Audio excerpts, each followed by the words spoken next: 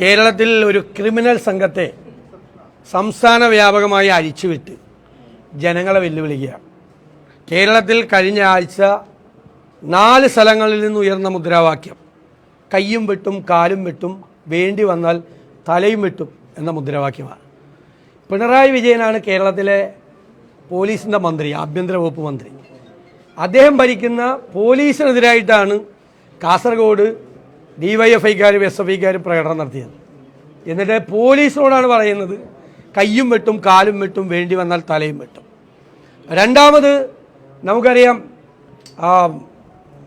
മണ്ണാർക്കാട് അഷ്റഫിനെതിരായിട്ട് ഇതേ മുദ്രാവാക്യം വിളിച്ചു. മാധ്യമ പ്രവർത്തകൻ ദാവൂദിനെതിരായിട്ട് ഇതേ മുദ്രാവാക്യം വിളിച്ചു. ഇപ്പോൾ CPMലുള്ള അവരുടെ KTDC ചെയർമാനായ PK ശശിക്കെതിരായിട്ടും അവർ മുദ്രാവാക്യം വിളിച്ചു. അപ്പം മാധ്യമ പ്രവർത്തകർക്കെതിരെ, പോലീസിനെതിരായി, പബ്ലിക്കിനെതിരായി, കൂടെ ഉള്ളവർക്കെതിരായി വരെ മുദ്രാവാക്യം വിളിക്കുകയാണ്. SFIയുടെ സംസ്ഥാന സെക്രട്ടറി ആയിരുന്ന ആളാണ് പരസ്യമായി പ്രസംഗിക്കുന്നത് 2 കാലിൽ പിന്നെ നടക്കില്ല എന്ന് പറയുന്നു. 2 കാലിൽ നടക്കില്ല എന്ന് പറയാം. അയാൾ നേരത്തെ ASFന്റെ ഒരു ദളിത് വനിതാ നേതാവിനെ, വിദ്യാർത്ഥിനിയെ ക്രൂരമായി ആക്രമിക്കുകയും കേട്ടാലറയ്ക്കുന്ന ഭാഷയിൽ തെറിവിളിക്കുകയും ചെയ്ത ഉടനെയാണ് അദ്ദേഹത്തെ SFI സെക്രട്ടറിയാക്കി പ്രൊമോഷൻ നടത്തിയത്. SFIയും DYFIയും എന്നൊക്കെ പറയുന്നത് ഇതുപോലത്തുള്ള ക്രിമിനൽ സംഘങ്ങളാണ്. ഇതായിരുന്നു ബംഗാളിൽ അവസാനത്തിൻ്റെ ആരംഭം കുറിച്ച കാലത്ത്. ബംഗാളിൽ ഇതായിരുന്നു. ആ ബംഗാളിൽ അവസാനത്തിൻ്റെ ആരംഭമാണ് കേരളത്തിൽ CPM. ഈ കയ്യും ആരെയാണ് ഇവർ വെല്ലുവിളിക്കുന്നത്? കേരളം ഭരിക്കുന്ന, കേരളത്തിലെ ഭരണത്തിന് നേതൃത്വം കൊടുക്കുന്ന ഒരു പാർട്ടിയുടെ യുവജന വിദ്യാർത്ഥി സംഘം റോട്ടിലിറങ്ങി ഞങ്ങൾക്കൊരു പരിപാടിയുണ്ട്, അരിവാൾ കൊണ്ട് ഒരു പരിപാടിയുണ്ട്, കയ്യും വെട്ടും കാലും വെട്ടും, വേണ്ടി വന്നാൽ തലയും വെട്ടും എന്ന് മുദ്രാവാക്യം വിളിക്കുകയാണ് വ്യാപകമായി.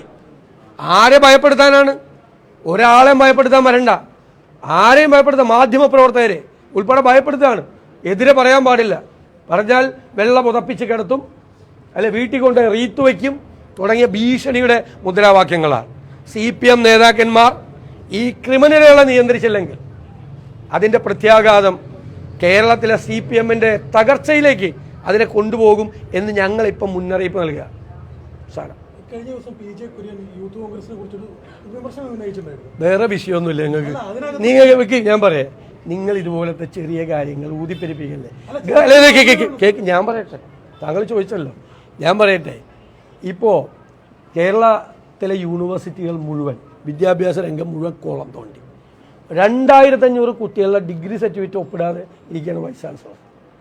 അവിടുത്തെ കുട്ടികളുടെ പുതിയ കോഴ്സുകൾ അനുവദിക്കുന്ന കാര്യം വഴി കിടക്കുകയാണ്. പല യൂണിവേഴ്സിറ്റികളിൽ ഫണ്ട് അനുവദിക്കുന്ന കാര്യം വഴി കിടക്കുകയാണ് കേരള യൂണിവേഴ്സിറ്റിയിൽ. കേരളത്തിലെ ആരോഗ്യരംഗം വെന്റിലേറ്ററിലാണ്, വിദ്യാഭ്യാസ രംഗം കുളവാണ്. അതിൻ്റെ ഇടയിൽ ഈ വിഷയം മാറ്റാൻ വേണ്ടിയിട്ട് നിങ്ങളിതൊന്നും പെരുപ്പിക്കേണ്ട. ഞാൻ പറയട്ടെ, നിങ്ങൾ ചൂടാവല്ലേ. അതേപോലത്തെ ഒരു മുതിർന്ന നേതാവ് ഒരു പാർട്ടി യോഗത്തിൽ ഒരു അഭിപ്രായം പറഞ്ഞു, കുറേ കൂടെ നന്നാവണം എന്ന് പറഞ്ഞു. അതിന് നിങ്ങളിന്ന് എത്ര വാർത്തയൊക്കെ അത് ആ കുട്ടികൾ അത് വേണ്ട രീതിയിൽ ചെയ്യുക. അവർ നന്നായി അധ്വാനിക്കുന്ന കുട്ടികളാണ്. നന്നായി ഞാൻ പറയട്ടെ, നിങ്ങൾ ചോദിച്ചുകൊണ്ടിരുന്നല്ല, ഞാൻ പറയട്ടെ, അവർ നന്നായി അധ്വാനിക്കുന്ന കുട്ടികളാണ്. കേരളത്തിലെ നവകേരള സദസ്സ് അറിയാമല്ലോ, നവകേരള സദസ്സ് മർദ്ദനം ഏറ്റുവാങ്ങിയത്, ജയിലിൽ പോയത്, ബുദ്ധിമുട്ടിയത്, പ്രയാസപ്പെട്ടത് ഒക്കെ ചെറുപ്പക്കാരാണ്. സംഘടനാപരമായി കുറെ കൂടെ കാര്യങ്ങൾ ശ്രദ്ധിക്കണം എന്നൊരു മുതിർന്ന നേതാവ് പറഞ്ഞു. ഇതെന്ത് വാർത്തയാണ് ഇതിനകത്ത്? നിങ്ങളല്ല, നിങ്ങൾ കുറേ ആളുകൾ ഇത്തരം രാജ്യത്തെ ബാധിക്കുന്ന, സംസ്ഥാനത്തെ ബാധിക്കുന്ന, ജനങ്ങളെ ബാധിക്കുന്ന പ്രധാനപ്പെട്ട വിഷയങ്ങൾ ചർച്ച ചെയ്യാതിരിക്കാൻ വേണ്ടി കോൺഗ്രസിന്റെ പുറകെ മൈക്രോസ്കോപ്പിക് ലെൻസുമായി നടന്ന് ഊതി വീർപ്പിക്കുന്ന വാർത്തകളാണ്. അതിനൊന്നും മറുപടി വരെ എന്നെ കിട്ടില്ല.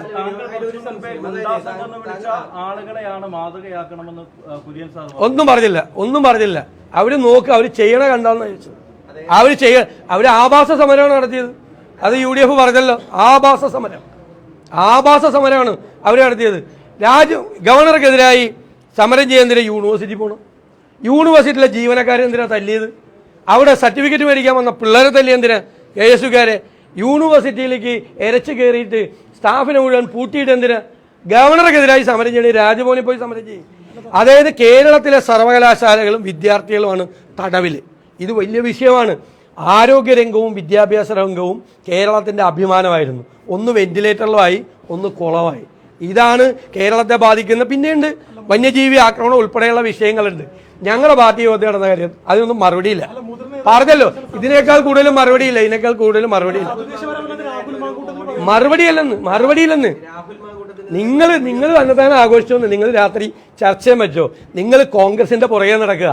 കുറേ ചാനലുകൾ കോൺഗ്രസിന്റെ പുറകെ നടക്കുക. രാവിലെ 9 മണിയാകുമ്പോൾ നിങ്ങൾ ഒരു വാർത്തയില്ലെങ്കിൽ ആകാശത്ത് നിന്ന് ഭസ്മം ഉണ്ടാക്കുന്ന പോലെ വാർത്തയുണ്ടാക്കി വൈകുന്നേരം വരെ നിങ്ങൾ ചർച്ച ചെയ്ത്. നിങ്ങൾ ഈ പാലക്കാടും നിലമ്പൂരും ഒക്കെ കുറെ ചർച്ച ചെയ്തല്ലോ. ഒരു ചുക്ക് ഞങ്ങൾക്ക് സംഭവിച്ചില്ലല്ലോ. രാവിലെ നിങ്ങൾ ആദ്യത്തെ 10 ദിവസം എന്തായിരുന്നു? ഞാൻ എല്ലാവരെയും അല്ല പറയണത്. ആദ്യത്തെ 10 ദിവസം എന്തായിരുന്നു നിലമ്പൂരും പാലക്കാടും നിങ്ങൾ കാണിച്ചത്? നിലമ്പൂരൊക്കെ നിങ്ങൾ വിചാരിച്ചോ നിങ്ങളുടെ ചുറ്റുമല്ല ലോകം കറങ്ങുന്നത്, നിങ്ങളുടെ ചുറ്റുമല്ല, ജനങ്ങളെ അവരെ ബാധിക്കുന്ന പ്രശ്നമാണ്. ഞങ്ങളന്ന് നിങ്ങൾ ഒരുപാട് വിഷയം മാറ്റാൻ നോക്കി. ഞങ്ങളന്ന് ജനങ്ങളെ ബാധിക്കുന്ന വിഷയം ഞങ്ങൾ പറഞ്ഞു. ഞങ്ങൾ പറഞ്ഞതാണ് ജനങ്ങൾ കേട്ടത്. നിങ്ങളിൽ പലരും പറഞ്ഞതല്ല കേട്ടത്. അതുകൊണ്ട് ഇത്തരം വാർത്തകളൊന്നും ഉണ്ടാക്കി യഥാർത്ഥ വിഷയത്തിൽ നിന്ന് ഡീവിയേറ്റ് ചെയ്യാൻ നോക്കേണ്ട. എന്നെ അതിന് കിട്ടിയില്ല.